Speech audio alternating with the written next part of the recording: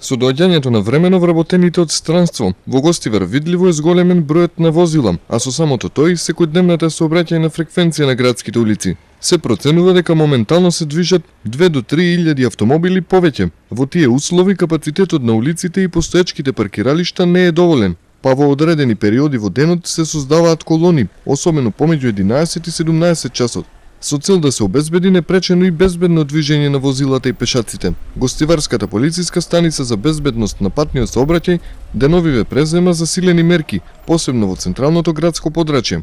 Се работи во 2 смени до 24 часот, за да се воспостави и одржи поголем ред и да се избегне метеж пред се на улиците и Линденска, Борис Кидрич, Гоце Делчев и Беличица. Со употреба на пајак возилото се отстрануваат непрописно паркираните возила во пешачките зони и на други недозволени места. Засилено полициско присуство деновиве има и во Тетово, најмногу на улиците и Линденска и Маршал Тито, кои се најоптоварени со возила и пешаци.